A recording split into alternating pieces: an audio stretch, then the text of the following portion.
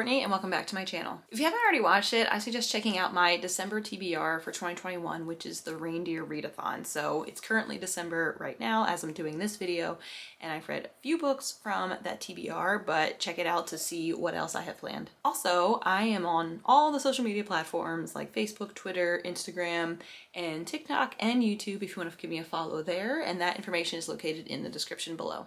All right, so today we are doing my November wrap up. So this was nonfiction November, but I did have a mix of other books in there too. I had one DNF, which is like shocking for me, but I believe that's something that people should have the right to do if they're not really feeling the book that they're reading. So this one was a shock because of the book I picked. I was excited about it and then it just let me down, unfortunately. But so let's jump into some stats. As always, I'm using my Always Fully Booked planner from 2021, and we are in the month of November for this. So here is the spread that I have. So I read 8 books, 2,688 pages, 4 print books, and 4 audiobooks. So the range of genres included nonfiction, YA, thrillers, and sci-fi. So yeah, I thought it was a pretty good mix in there. I should say I also started Diana Gabaldon's 9th book in the Outlander series, Go Tell the Bees That I'm Gone, but I didn't finish that until December 1st, I believe. Yes, so unfortunately the majority of those pages I could count in November, but I'm going to move those into December and just do a collective one there. So this number of pages read could have been a lot bigger because that was an 888 page book, but I will include that in December's wrap up. So my favorite book of the month, I will also tell you as we go through these. But yeah, I think I had a good range and some that surprised me and others that unfortunately let me down. I'll be dropping off a few of these books either back at the library or in Little Free Libraries near me. So as a side note, there is a new Little Free Library app that is now being, I think it's more widely available, but I'll put the link down below if I remember it, about how to go ahead and download that. I don't know if it's both on iPhone and Android, but it's at least on iPhone, and I've been using that like just briefly just to see what ones are around that I might have missed that I don't usually check out normally when I drop off books or like want to peruse. So I'm going to use that to find other ones in the general Cincinnati area and drop off books there. So the first book I read was How to Resist Amazon and Why by Danny Kane, and he is the owner of Raven Bookstore in Lawrence, Kansas.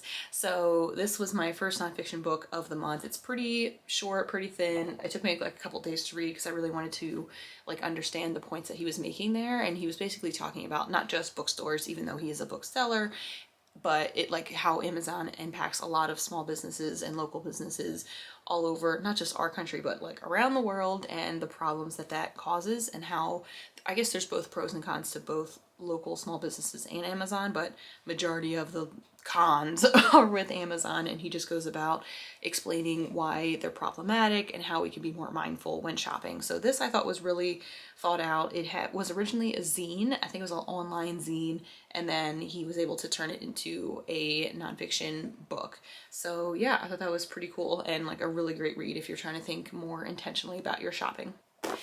And then the book I DNF'd, which is Did Not Finish. So this is Bill Bryson's Notes from a Small Island.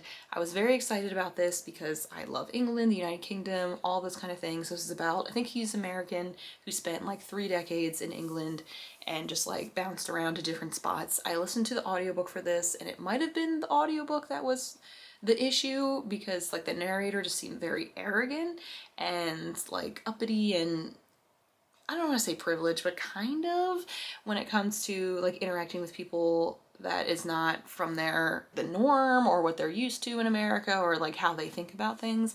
So that was kind of disappointing, and it felt not necessarily like offensive, but it was just like, oh my, like these are the stories you're choosing to tell, and it paints the, I guess, the England residents or citizens in kind of a bad light, or like a cartoonish kind of light, and I really didn't respond to that well. So I stopped this. I think it was at like 60 or 70%. I was like, okay, I'm just gonna finish it, and then I'm like, I just can't anymore with the stories that he was telling. So unfortunately this is a DNF and one that's going in a Little Free Library. Then we have Julie and Julia by Julie Powell. So this is what I had first seen as the movie with Amy Adams and Meryl Streep, and loved it. Loved the concept of somebody like challenging themselves over the course of a year to do things outside their comfort zone and like blogging about it and all. And I thought it was, I'll be honest, I like the movie better. This I thought was okay, but I think it went into a lot of culinary jargon that if you have that language and verbiage, great, but if not, like I felt like it was a little overkill.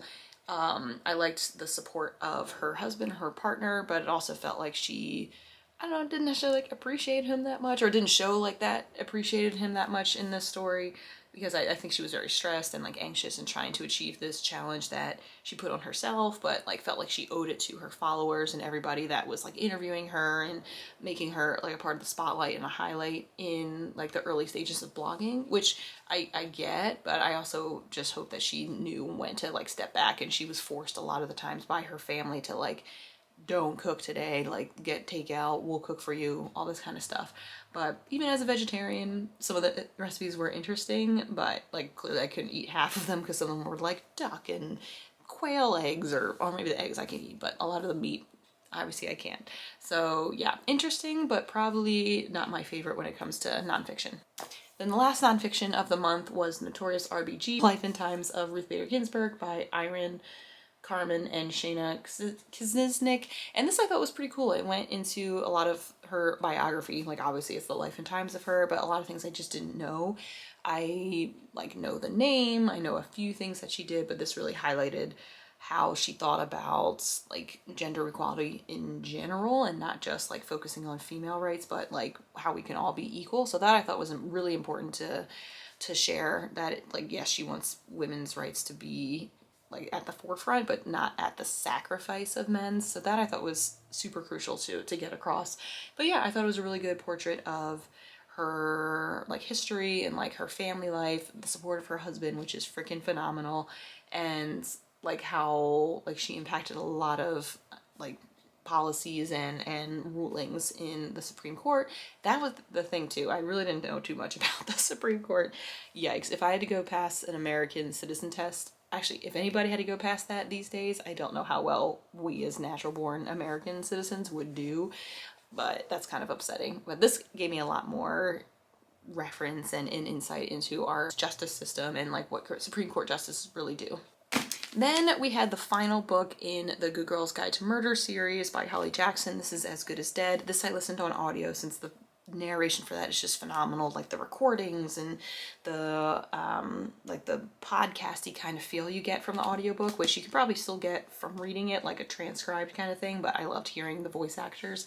This I wrote to some people on Instagram that I was not a fan of some of the actions that Pip took in this book, taking kind of justice in her own hands and not really trusting the like police and like the justice system, and it just made me so frustrated, but it makes a lot of sense for her character, even though I didn't like it. It's kind of like with Rory Gilmore and the actions she took in A Year in the Life was like you hate to see them do that. You get angry at them, but it's like they're human. It makes sense why they did what they did, but you still are mad. So yeah, I wasn't happy with her actions and then how it kind of wrapped up, but like the storytelling, the development, the story arcs and character arcs were just brilliant. I think I gave this a 3.5 out of 5. And then for the late night book club, I read In My Dreams I Hold a Knife by Ashley Winstead. And this was interesting. It was about a college reunion with these like group of friends that had experienced a death in their friend group or a murder in their friend group, and somebody was apparently wrongfully accused, and they're coming back to this reunion and rehashing like what the heck happened. So it goes back and forth between present and past times and like each of the perspectives of like the group of friends. So that I thought was pretty cool. I didn't really see it coming, the ending that came about, but then like there was like a twist, and then there was like a double twist at the end, so that I thought was pretty interesting to continue like guessing to happen. But yeah, I really enjoyed the conversation that the late night book club had about this, and this was the book for November, so very fast paced, very thriller-esque and like murder mystery. So yeah, really like this one. Then I listened to 3 just strictly audiobooks that were available in my queue. The first was Ace of Spades, and this was another like YA thriller, like creepy as anything, having to do with race. It had a lot of similar ties with the other Black girl, but this one just took it to a whole new level of like making Black students at this predominantly white high school, and I think it was like a private school too, like disappear after like junior or senior year, and like all the students are in on it, but you don't really realize that. And oh my gosh, it was crazy. And it's like the secret society called the Aces. It just made me so mad. I'm like, oh my gosh, this is terrible to think about.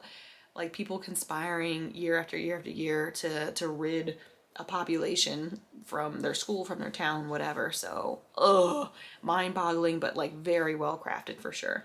Then the next book I read was, this is a long title, The Southern Book Club's Guide to Slaying Vampires. I always mess that up. Maybe that's not that long. It's just me. But this was super odd and out there. It had to do with like the small town Southern book club that read a lot of like mysteries and thrillers and everything, and then this new person moves to town, and like he's a little, not necessarily too good to be true, but just a little something's there, like charming but like old school and very traditional, and like doesn't have a license or some other things that like modern people would have.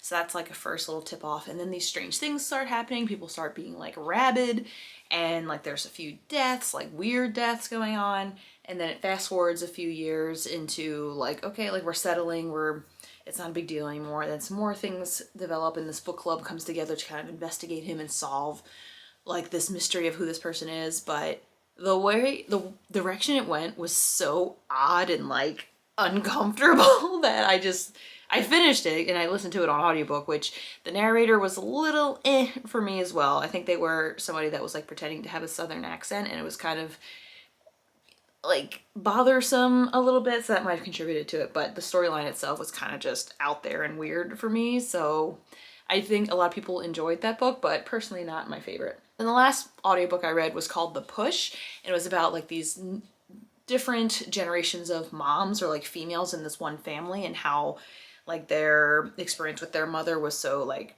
traumatizing and tragic in a way, and like how that kind of went through each daughter and like had very similar tendencies and thoughts and like a lot of mental health stuff going on. So it was fascinating, but also like scary at the same time to see what traits can transition or transfer from one generation to the next that aren't so great.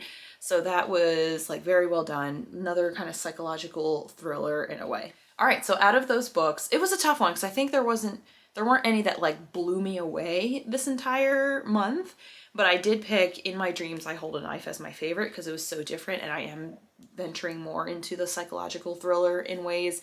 So yeah, I enjoyed that.